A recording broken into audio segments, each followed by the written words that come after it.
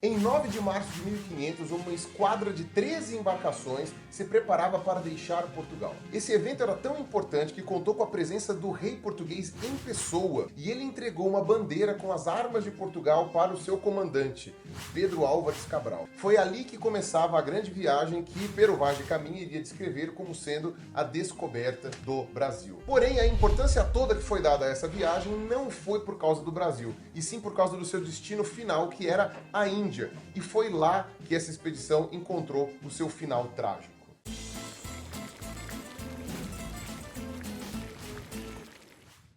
A bandeira que o rei entregou para Cabral, que a gente viu neste vídeo, fazia referência ao mito do milagre de Ourique. Sua simbologia vem de uma mentalidade cruzadista que acompanhou a expansão marítima portuguesa, unindo política e religião. Essa mentalidade também está presente na peça de teatro O Alto da Barca do Inferno, escrita por Gil Vicente em 1531 e na poesia de Camões. A peça critica de forma bem humorada todos os principais grupos sociais de Portugal, já que um a um vão sendo condenados ao inferno. Um nobre, um banqueiro, um artesão, um juiz, uma cafetina, entre outros personagens. Só quem se salva da peça é um parvo, ou seja, um plebeu sem instrução que é visto como inocente, e um grupo de cavaleiros cruzados vistos como heróis que morreram pela fé cristã. Assim como Camões, Gil Vicente era um defensor da ideia de que Portugal tinha a missão de vencer os infiéis, e os navegadores eram vistos como os heróis responsáveis por cumprir essa missão. Portugal era um pequeno reino medieval que começou sua expansão para além dos mares, vencendo os muçulmanos em Ceuta, no norte da África, em 1415. Era uma continuidade da Guerra da Reconquista na Península Ibérica, mas já atravessando o mar. E havia motivações religiosas nas navegações. Exemplo disso é que expedições inteiras foram mandadas para tentar contatar um lendário rei cristão da Etiópia, chamado de Preste João, para que ele ajudasse Portugal na guerra contra os infiéis. Tudo bem que esse rei, na verdade, não existia, mas de fato houve reis cristãos na Etiópia. Só que esses reis seguiram outra vertente do cristianismo desde a antiguidade e, inclusive, foram uma das grandes influências para a cultura Rastafari. Não sei se vocês conhecem, vocês já ouviram falar.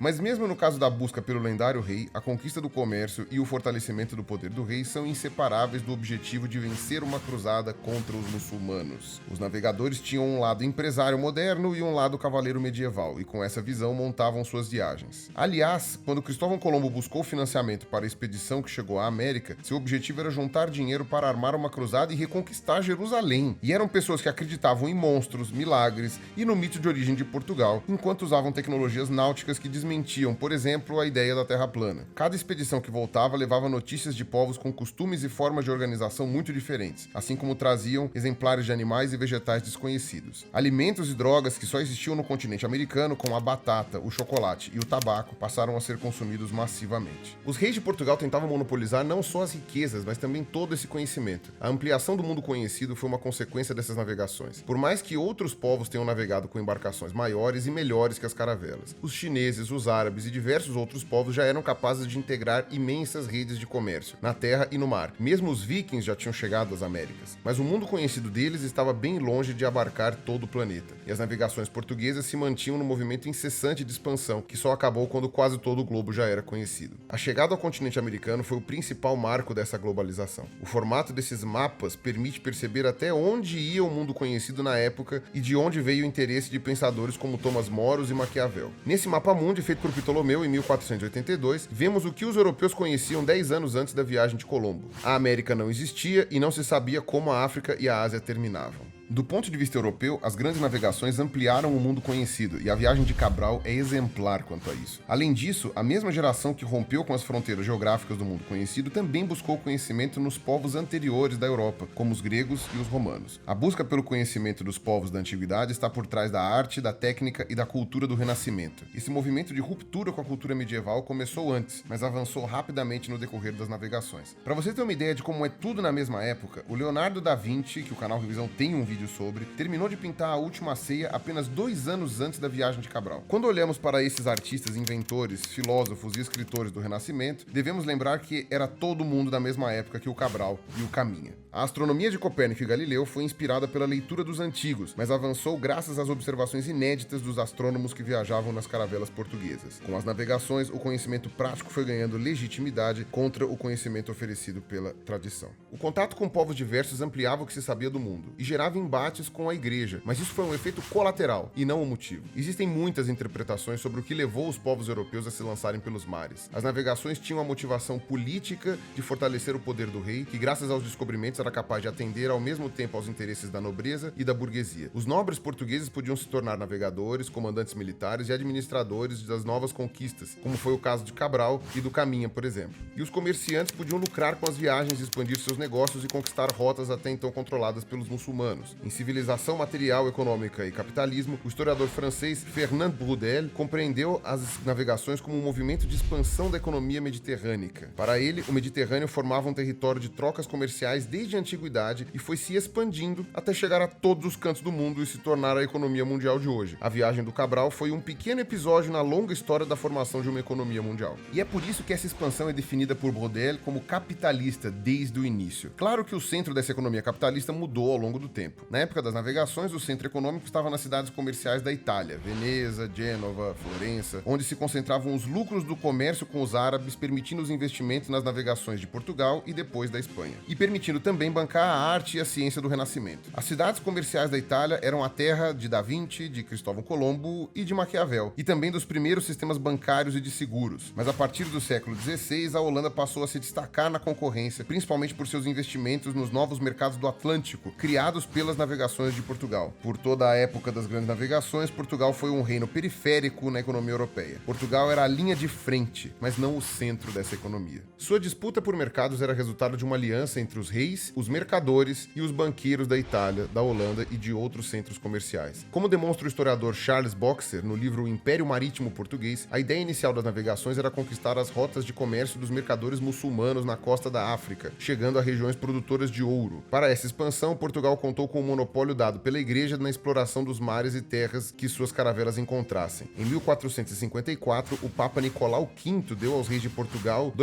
plena e livre faculdade, entre outras, de invadir, conquistar, subjugar quaisquer sarracenos e pagãos inimigos de Cristo, suas terras e bens, a todos reduzir à servidão e tudo aplicar em utilidade própria e dos seus descendentes, dando legitimidade também para que os portugueses dessem início ao grande negócio do tráfico negreiro, que vamos ver mais pra frente. Com os avanços na África, surgiu o objetivo mais ambicioso de conquistar o comércio indiano de especiarias, temperos produzidos na Ásia, que eram usados até como drogas e medicamentos na Europa. Até então, as especiarias eram transportadas por caravanas árabes que cruzavam os desertos em longas viagens de camelo. Ao chegarem na Europa, elas eram adquiridas e revendidas por negociantes de cidades comerciais da Itália. Quer dizer, o caminho todo custava caro, então as especiarias eram caríssimas. Comprar pimenta não era para qualquer um, eram comercializadas num mercado de luxo exclusivo para a nobreza e a alta burguesia. E o negócio era tão lucrativo que compensava as expedições arriscadas em busca de novas rotas. Então, depois da conquista de Ceuta em 1415, os portugueses encontraram algumas ilhas no Oceano Atlântico, como o Arquipélago da Madeira em 1420, os Açores em 1427 e Cabo Verde por volta de 1460, ao mesmo tempo em que iam avançando na costa da África, ultrapassando o Cabo do Bojador em 1434, chegando a Guiné-Bissau no ano de 1446, em Angola no ano de 1482, atingindo o Cabo da Boa Esperança em 1488, o que tornou possível a grande meta portuguesa de negociar as especiarias diretamente na Índia. Foi logo depois da descoberta do caminho para a Índia que aconteceu a viagem de Cabral, uma típica expedição comercial e militar que levava homens armados e mercadorias. Bartolomeu Dias, que comandou a primeira travessia portuguesa para o Oceano Índico, era um dos pilotos de Cabral. A expedição partiu com a missão de estabelecer uma rede de feitorias comerciais portuguesas na Ásia, o que realmente fez depois que reabasteceu as caravelas onde hoje é o sul da Bahia. Chegando na Ásia, Cabral negociou com um rei indiano e conseguiu fundar uma feitoria em Calicut, e Pero Vaz de Caminha assumiu seu cargo de escrivão da nova feitoria. Mas a feitoria durou muito pouco, e em 16 de dezembro de 1500, mercadores muçulmanos insatisfeitos com o fim do seu monopólio do comércio em Calicut, massacraram todos os portugueses. Em retaliação, Cabral ordenou que a cidade fosse arrasada pelas caravelas e centenas de indianos e mercadores muçulmanos foram mortos. Caminha morreu na Índia, numa cruzada contra os infiéis, que era acima de tudo uma disputa por mercados. Caminha teria sido só mais um funcionário português morto na guerra pelo comércio da Índia, se não fosse sua carta revelando uma breve parada num lugar que chamou de Terra de Vera Cruz.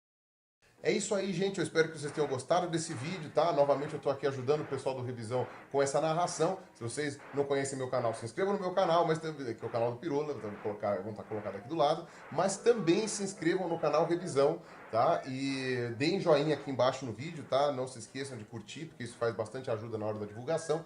E também, se vocês puderem, gostarem muito desse trabalho, quiserem que o trabalho continue acontecendo, apoiem o Canal Revisão no apoia.se/Canal Revisão. Beleza? Então a gente se vê na próxima, na continuação dessa série. Um abraço e falou!